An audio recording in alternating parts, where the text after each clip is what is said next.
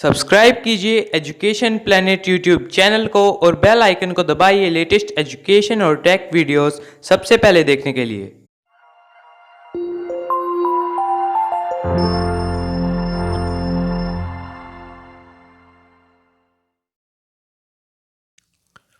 प्रिय विद्यार्थियों, education planet channel Nohar पर आपका हार्दिक स्वागत, अभिनंदन।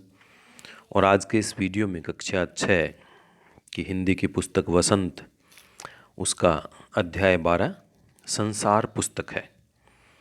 इस अध्याय को हम पूरा अध्याय को पढ़ेंगे, इसके पाठ्य पुस्तक के प्रश्नोत्तर करेंगे, इसकी जो व्याकरण से संबंधित प्रश्न है, शब्दार्थ हैं, लेखक का परिचय है, पूरा यानी हम संपूर्ण पाठ इसमें वीडियो में हम कर रहे हैं। तो हम प्रारंभ करते हैं लेखक के परिचय से। इस पाठ के जो लेखक हैं वो पंडित जवाहरलाल नेहरू हैं, यानी भारत के प्रथम प्रधानमंत्री। तो जवाहरलाल नेहरू का जन्म 14 नवंबर 1889 को ब्रिटिश भारत में इलाहाबाद, उत्तर प्रदेश में हुआ। वे भारत के प्रथम प्रधानमंत्री थे। महात्मा गांधी के संरक्षण में वे भारतीय स्वतंत्रता आंदोलन के सर्वोच्च नेता के रूप में उभरे। उन्होंने, ये यहाँ थोड़ा सा इसमें मिसप्रिंट हो गया है, तो आप इसको आप पढ़ना 1947। उन्होंने 1947 में भारत के एक स्वतंत्र राष्ट्र के रूप में स्थापना से लेकर 1964 तक, अपने निधन तक उन्होंने भारत पे शासन किया या भारत का शासन किया। प्रधानमंत्री के रूप में उन्होंने देश को एक दिशा दी। कश्मीरी पंडित समुदाय के साथ उनके मूल की वजह से वे पंडित नेहरू भी बुलाए जाते थे, जबकि बच्चे उन्हें चाचा नेहरू के रूप में जानते हैं।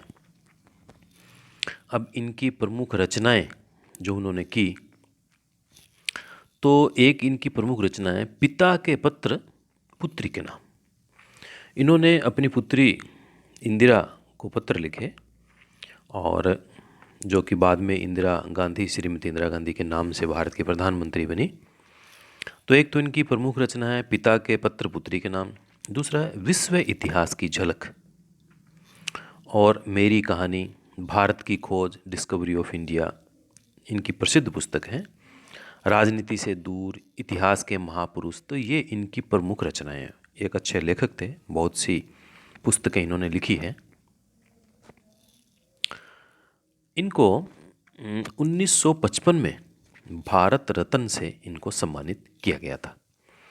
और देखिए 1964 में इनकी मृत्यु हुई थी, तो इन्होंने, ये प्रधानमंत्री थे, इन्होंने स्वयं को ही भारत रत्न से सम्मानित करवा दिया। ये ऐसे पहले प्रधानमंत्री शायद हैं जिन्होंने अपने आप को ही भारत रत्न के लिए उन्होंने नामित किया और फिर सम्मानित भी हो गए। 27 मई 1964 को नई दिल्ली में इनका निधन हो गया था। देखिए जवाहरलाल नेहरू, इनकी थोड़ी सी और जानकारी इसमें हम आगे बढ़ाते हैं। 14 नवंबर 1889 से 27 मई 1964 ये इनका जीवन काल था। आज़ाद भारत के पहले प्रधानमंत्री थे। बच्चों से उन्हें लगाव था। वे चाचा नेहरू के नाम से जाने जाते थे। उनकी बेटी इंदिरा जब 10 वर्ष की थी तो नेहरू जी ने उन्हें अनेक चिट्ठियाँ लिखी। आप देखिए जो पिता हैं वो भी इस बात को ध्यान करें। जब बेटी 10 वर्ष की थी तो नेहरू जी ने इंदिरा को अनेक चिट्ठियाँ लिखी। इनमें उन्होंने बताया कि पृथ्वी की शुरुआत कैसे हुई और मनुष्य ने अपने आप को कैसे धीरे धीरे समझा, पहचाना। ये चिट्ठियाँ बच्चों में अपने आसपास की दुनिया के बारे में सोचने, समझने और जानने की उत्सुकता पैदा करती है। नेहरू जी को अपने देश के बारे में बोलने, बताने विशेष आनंद आता था। ये सभी चिट्ठियाँ पिता के पत्र पुत्री के नाम पुस्तक में संकलित की हुई है। संसार पुस्तक है, इसी पुस्तक से साभार लिया गया है। खास बात यह है कि ये पत्र नेहरू जी ने अंग्रेजी में लिखे थे और उनका हिंदी अनुवाद, यहाँ फिर कुछ मिसप्रिंटिंग है, या हिंदी के मशहूर उपन्यासकार मुंशी प्रेमचंद ने किया है। तो देखिए ये भी एक प्रश्न बन गया कि ये इनकी जो पुस्तक थी इसका अनुवाद किसने किया था? तो उपन्यासकार मुंशी प्रेमचंद ने किया था। अब हम लेते हैं पाठ के सारांश को। संसार पुस्तक है। पत्र में जवाहरलाल नेहरू जी ने अपनी पुत्री के पास पत्र लिखकर विभिन्न प्रकार की जानकारियां देने का प्रयत्न किया। संसार पुस्तक है, पुस्तक से हम ज्ञान प्राप्त करते हैं, तो संसार भी हमें ज्ञान देता है। पत्र लिखने के समय लेखक इलाहाबाद में हैं और उनकी पुत्री मसूरी में है, इसलिए वह अपनी बेटी को दुनिया जहाँ की कहानियाँ सुनाना चाहता है। अपने पत्र में, ये फिर पुत्र हैं, आप इसको पत्र पढ़िएगा, कुछ मिसप्रिंटिंग है इसमें। अपने पत्र में वे आगे लिखते हैं कि तुम इंग्लैंड के बारे में पढ़ी होगी, लेकिन वह केवल एक टापू है। आप जानते हैं टापू जो चारों ओर से पानी से घिरा रहता है, ऐसा जो ज़मीन होती है ऐसी वो टापू कहलाती है। द्वीप भी इसको कहते हैं। द्वीप बड़ा हो सकता है, टापू थोड़ा छोटा हो सकता है। तो इंग्लैंड के बारे में तूने पढ़ा होगा, लेकिन वह केवल एक टापू है और हिंदुस्तान भी दुनिया का एक छोटा सा हिस्सा है। अगर तुम्हें दुनिया जानने की इच्छा हो तो तुम्हें सभी का इतिहास पढ़ना पड़ेगा, न कि उस देश का जिस देश में तुम पैदा हुई हो। मैं छोटे छोटे पत्रों में तुम्हें थोड़ी सी ही बातें बता सकता हूँ, लेकिन इन पत्रों के सहारे तुम यह जान पाओगे कि दुनिया एक है और हम सब भाई बहन हैं। यह धरती लाखों करोड़ों वर्ष पुरानी है। पहले इस धरती पर कोई जानदार चीज़ नहीं थी, लेकिन वैज्ञानिकों ने यह साबित कर दिया कि जब धरती बहुत गर्म थी और किसी जीव का विकास नहीं हो सकता था, बाद में धीरे धीरे जीवन का आरंभ होता है। पहाड़, समुद्र, सितारे, नदियाँ, जानवरों की पुरानी हड्डियाँ आदि से हमें दुनिया का पुराना इतिहास हम जान सकते हैं। जब मनुष्य नहीं था तो उसका इतिहास कौन लिखता था? इसलिए धरती का इतिहास जानने के लिए हमें पत्थरों, पहाड़ों से सीखना पड़ेगा। हमें उर्दू, हिंदी, अंग्रेजी जानने के लिए उनके अक्षर सीखने पड़ेंगे। इसी तरह प्रकृति की किताब पढ़ने के लिए उसके पत्थरों और चट्टानों की किताब पढ़नी पड़ेगी। यदि किसी बड़ी चट्टान को तुम तोड़ डालो तो उसका हर एक कोना चमकीला और खुरदरा होगा। चट्टान का टुकड़ा किसी पहाड़ के दामन में था। जब पानी आया उसे पहाड़ी नाले ने ढकेल कर दरिया में पहुंचा दिया। वहाँ लुढ़कते हुए एक चमकदार कंकड़ बन गया। यदि वे आगे बढ़ता तो समुद्र में अपने भाइयों के साथ जा मिलता, तो वहाँ बालू का एक किनारा बन जाता जिस पर छोटे छोटे बच्चे खेलते हैं और बालू के घरौंदे बनाते हैं। यदि एक छोटा रोड़ा तुम्हें इतनी बातें बता सकता है, तो हमारे चारों तरफ जो चीज़ें हैं उनसे कितनी बातें हमें मालूम हो सकती है। तो इस प्रकार से उन्होंने पत्र लिख लिख के अपनी बेटी को उन्होंने दुनिया भर का ज्ञान, उसको शिक्षा देने का उन्होंने प्रयास किया था। अब इस पाठ में जो कठिन शब्दार्थ आए हैं उनकी हम बात करते हैं। अक्सर का मतलब होता है प्राय, और खत, खत एक उर्दू का शब्द है। पत्र, इसका मतलब पत्र है आबाद यानी बसा हुआ। गौर से, ध्यान से। जर्रा, जर्रे का मतलब होता है कण, एक छोटा सा कण। दामन, तलहटी, खुरदरा जिसकी सतह चिकनी न हो। और घरौंदा, बच्चों द्वारा बनाया गया मिट्टी का एक छोटा सा घर, उसे घरौंदा कहते हैं। अब इस पाठ के हम प्रश्नोत्तर लेते हैं। तो पहला इसका प्रश्न है, लेखक ने प्रकृति के अक्षर किन्हें कहा है? तो उत्तर है, लेखक ने पेड़ पौधों, पत्थरों, नदियों, जंगलों, हड्डियों आदि प्राकृतिक चीज़ों को प्रकृति के अक्षर कहा है। दूसरा प्रश्न है, लाखों करोड़ों वर्ष पहले हमारी धरती कैसी थी? तो उत्तर है, लाखों करोड़ों वर्ष पूर्व हमारी धरती बहुत गर्म थी। इस पर कोई जीव जीवित नहीं रह सकता था। और इसका प्रश्न नंबर 3 है, दुनिया का पुराना हाल किन चीज़ों से जाना जाता है? कुछ चीज़ों के नाम बताओ। तो दुनिया का पुराना हाल हम पहाड़, समुद्र, नदियाँ, जंगल के जानवरों की पुरानी हड्डियाँ, पत्थरों के टुकड़ों से हम जान सकते हैं। प्रश्न नंबर 4 इसका है, गोल चमकीला रोड़ा अपनी क्या कहानी बताता है? तो इसका उत्तर है, गोल और चमकीला दिखाई देने वाला रोड़ा पहले ऐसा नहीं था। पहले वह चट्टान का टूटा हुआ नुकीला, ये नोकीला की जगह आप इसको नुकीला पढ़िएगा, नुकीला खुरदरा टुकड़ा था। बारिश के पानी में बहकर वह छोटी घाटी तक आया। पानी के साथ निरंतर ढकेले जाने के कारण उसके कोण घिसकर गोल और चमकदार बन गए और इस प्रकार से वह एक गोल चमकीला रोड़ा बन गया। 5वां प्रश्न है, गोल चमकीले रोड़े को यदि दरिया और आगे ले जाता तो क्या होता? विस्तार से उत्तर लिखो।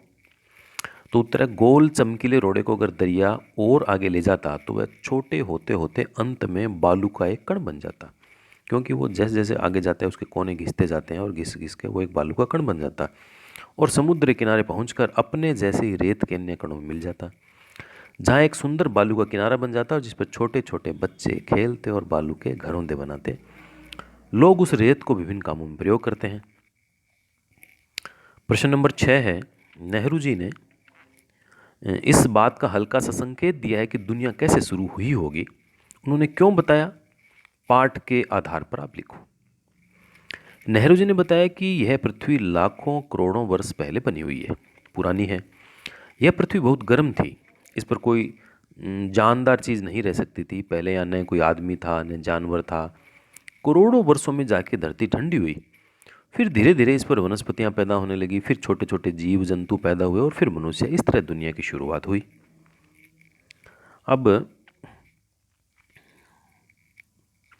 अब इसमें जो आगे वाले प्रश्न हैं, पहले हमने जो प्रश्न किए थे वो पाठ के अंदर से प्रश्न थे, अब थोड़े से हट के प्रश्न है, कोई कुछ जहाँ आपको अपना विचार करना पड़ता है।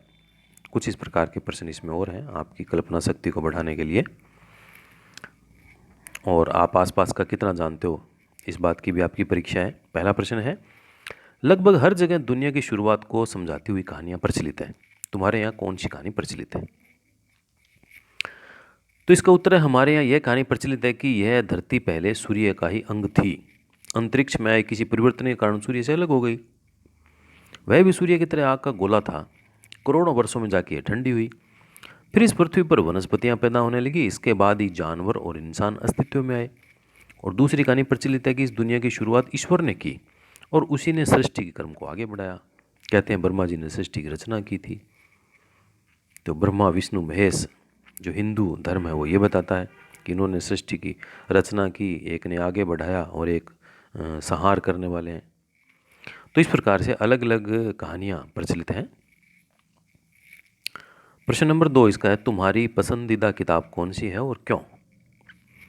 तो इसके उत्तर में आपको जो किताब आपको पसंद है आप उसका उत्तर इसमें लिख सकते हो। आपका उत्तर यह भी हो सकता है कि हमारी पसंदीदा किताब रामचरितमानस है, जो गोस्वामी तुलसीदास द्वारा लिखी गई है, और इस ग्रंथ में नीति, धर्म, व्यवहार, कर्तव्य, अकर्तव्य आदि के बारे में विस्तार पूर्वक इसमें बताया हुआ है। तीसरा प्रश्न है, मसूरी और इलाहाबाद भारत के किन प्रांतों के शहर है? मसूरी उत्तराखंड प्रांत का और इलाहाबाद उत्तर प्रदेश प्रांत का शहर है। चौथा प्रश्न है, तुम जानते हो कि 2 पत्थरों को रगड़कर आदि मानव ने आग की खोज की थी।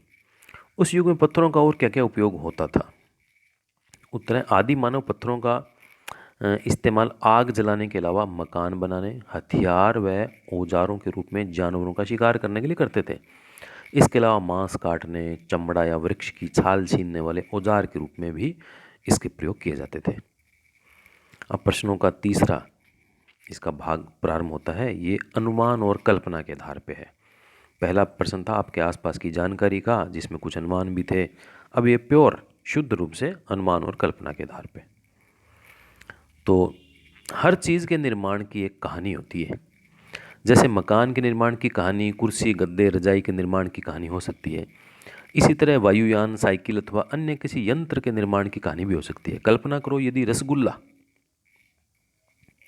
रसगुल्ला आपने खाया है, नाम सुनते ही कईयों के मुंह में पानी आ गया है। रसगुल्ला अपने निर्माण की कहानी सुनाने लगे कि पहले दूध था, उसे दूध से छेना बनाया गया, उसे गोल आकार दिया गया, चीनी की चाशनी में डालकर पकाया गया, फिर उसका नाम पड़ा रसगुल्ला।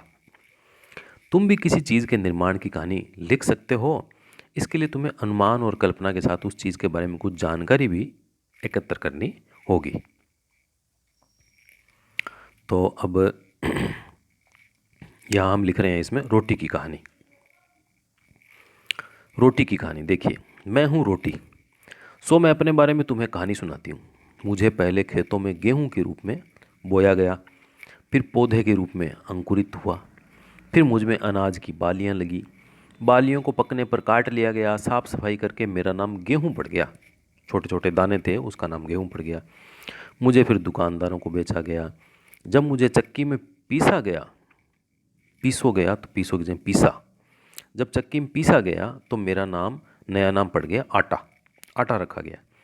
इसके बाद लोगों ने मुझे ख़रीदा।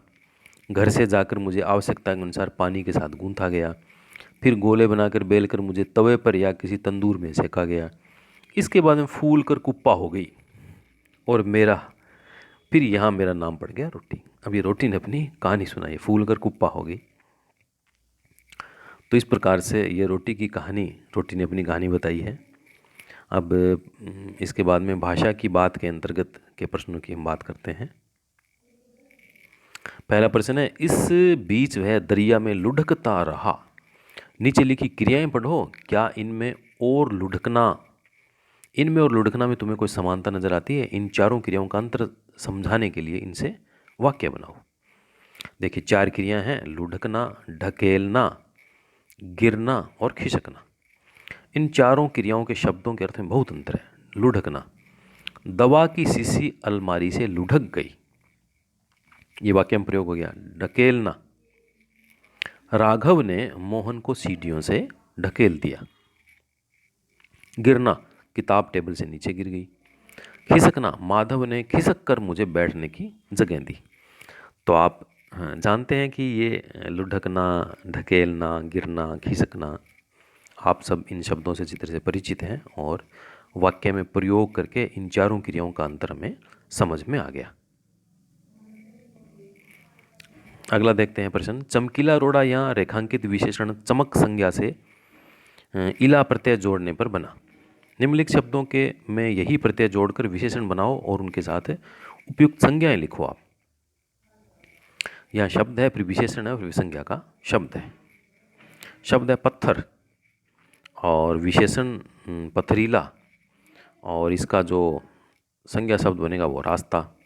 कांटा से कंटीला और मार्ग, रस से रसीला और फल, जहर से जहरीला और शरबत। संज्ञा शब्द शरबत। प्रश्न नंबर 3, जब तुम मेरे साथ रहती हो तो अक्सर मुझसे बहुत सी बातें पूछा करती हो। यह वाक्य 2 वाक्यों को मिलाकर बनाएं। इन दोनों वाक्यों को जोड़ने का काम जब, तो, तब कर रहे हैं, इसलिए इन्हें योजक कहते हैं। योजक के रूप में कभी कोई बदलाव नहीं आता, इसलिए ये अवयव का एक प्रकार होता है। नीचे वाक्यों को जोड़ने वाले कुछ और अवयव दिए हैं, इन्हें रिक्त स्थानों में लिखो और इन शब्दों से तुम भी एक वाक्य बनाओ। एक एक वाक्य इसमें बल्कि, इसलिए, परंतु, की, यदि, तो, न, की, या, ताकि, इस प्रकार के शब्दों का हम प्रयोग इसमें कर सकते हैं। देखिए, तो इसका पहला है, हम इसमें सब में ऐसे प्रकार के शब्दों को जोड़ेंगे। कृष्ण फिल्म देखना चाहता है परंतु मैं मेले में जाना चाहती हूँ। ये परंतु जोड़ के 2 वाक्यों का एक वाक्य बन गया। अब दूसरा है, मुनिया ने सपना देखा कि वह चंद्रमा पर बैठी है। अब 2 वाक्य हैं, मुनिया ने सपना देखा और चंद्रमा पर बैठी है, की जोड़ने से एक वाक्य बन गया इसका। तीसरा है, छुट्टियों में हम सब या तो दुर्गापुर जाएंगे या जालंधर, 2 वाक्यों का एक बन गया। सब्जी कटवा कर रखना ताकि घर आते ही मैं खाना बना ले, घर आते ही मैं खाना बना लूँ, लें की जगह लूँ। और अगला है, यदि मुझे पता होता कि शमीना बुरा मान जाएगी तो मैं ये बात नहीं कहती, 2 वाक्यों को जोड़ दिया। इस वर्ष फसल अच्छी नहीं हुई इसलिए अनाज महंगा है। अब 2 वाक्य हैं, इस वर्ष फसल अच्छी नहीं हुई और दूसरा अनाज महंगा है, इसलिए जोड़ के एक वाक्य बन गया इनका। विमल जर्मन सीख रहा है न कि फ्रेंच। तो इस प्रकार से इस अध्याय 12 संसार पुस्तक है, बहुत ही अच्छा प्रेरणादायी अध्याय पाठ है। हमने इसको पूरे पाठ को पढ़ा, उसके लेखक के बारे में सारांश पाठ का, इस पाठ के पाठ्य पुस्तक के प्रश्नोत्तर हमने किए, भाषा संबंधी किए हैं, हमने पूरा संपूर्ण पाठ हमने किया है। और आपको ये वीडियो अच्छा लगा, इसका आपको ये जो उसकी सामग्री अच्छी लगी तो इसको लाइक कीजिए, शेयर कीजिए और चैनल को यदि सब्सक्राइब नहीं किया, आप नए हैं तो चैनल को सब्सक्राइब ज़रूर कीजिए। फिर मिलेंगे आपसे एक नए पाठ के साथ में।